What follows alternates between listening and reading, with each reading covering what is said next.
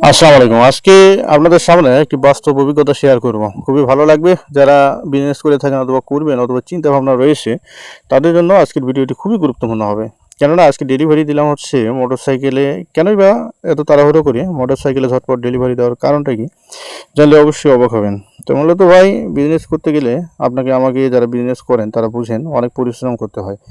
অর্থাৎ মূলত পার্টির মন জয়ের জন্য আপনাকে যে কোনো কাজের জন্য প্রস্তুত থাকতে হবে। মূলত আমি সপ্তাহখানেক আগে এক ভাইকে অনলি ১ প্যাকেট অর্থাৎ একটি মাস্টার ব্যাগ মুড়ি দিয়েছিলাম ফ্রিতে। ফ্রিতে দিয়েছিলাম এই কারণে, সে অন্য কোম্পানির বিরিয়ানি ঝালমুড়িটা বিক্রি করে, মূলত আমার কাছ থেকে নেয় না।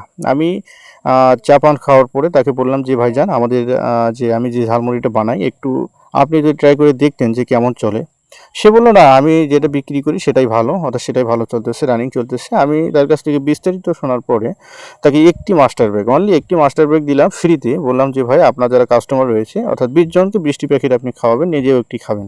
তো মূলত উনি আমি আমার উপস্থিতিতে একটি বিরিয়ানি ঝালমুড়ির প্যাকেট খুলে খাওয়ার পরে বলতেছে, "না, আলহামদুলিল্লাহ ভালো। যদি আমার কাস্টমার যদি ভালো বলে, তাহলে অবশ্যই আমি আপনার কাছ থেকে মুড়ি নিয়ে বিজনেস করব অথবা আপনার কাছ থেকেই বিরিয়ানি ঝালমুড়িগুলো নিব।"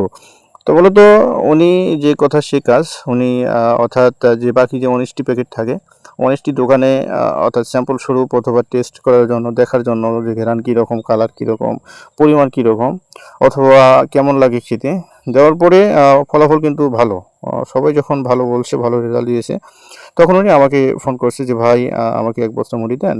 তখন মূলত আমার কাছে মুড়ি রেডি করা ছিল না, অর্থাৎ স্টকে আমি বেশি করে রাখি না। অর্ডার হওয়ার পরে অথবা প্রয়োজন অনুযায়ী আমার মালগুলো প্রোডাকশন করে থাকি। তো তখন আমি বললাম যে, "আচ্ছা ঠিক আছে, আপনাকে আমি রাত্রিবেলা মালটা দিব।" বলল, "আচ্ছা ঠিক আছে, আপনি রাত্রিবেলা দিয়েন, মিস করবেন না।" তো আমি বললাম, "আচ্ছা ঠিক আছে।" তো ঝটপট যেহেতু আমার কাছে মুড়ি রেডি নাই, আমি মসলাটা রেডি ছিল। মসলা মূলত স্টকে সবসময় থাকে ১৫-২০ কেজি।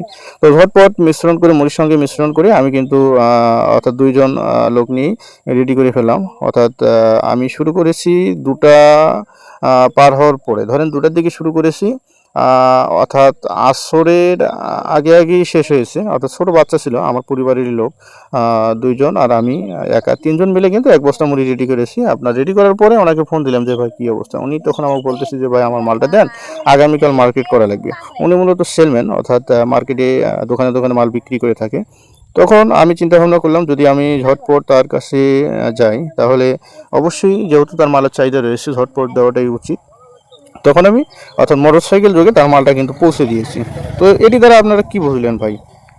এটি দ্বারা আমি মূলত আপনাদেরকে একটি মেসেজ দেওয়ার চেষ্টা করলাম যে, কাস্টমারের মন জোগাতে গেলে অবশ্যই সে যেভাবে মাল চায় সেভাবেই দেওয়া লাগবে। আমি যদি বলতাম যে, "ভাই, মালটি আমার কাছে রেডি নাই, বানানো নাই", তখন কিন্তু অন্য কোম্পানি অর্থাৎ যে কোম্পানি থেকে মাল নেয় সেই কোম্পানির কাছ থেকে কিন্তু মাল নিত। এজন্য আমি আমার পরিশ্রম হোক, তারপরেও কিন্তু এই কাস্টমারটা আমার টিকে গেল। কন্টিনিউ কিন্তু ২ বস্তা ৫ বস্তা করে মাল কিন্তু নিবে, অর্থাৎ তার সাথে কিন্তু ব্যবসা ভালো হবে। এজন্য অবশ্যই আপনারা চেষ্টা করবেন ফ্রিতে হলেও ১ পিস ২ পিস মাল মানুষকে খাওয়ানো অর্থাৎ বোঝানোর জন্য। তো ধন্যবাদ সবাইকে।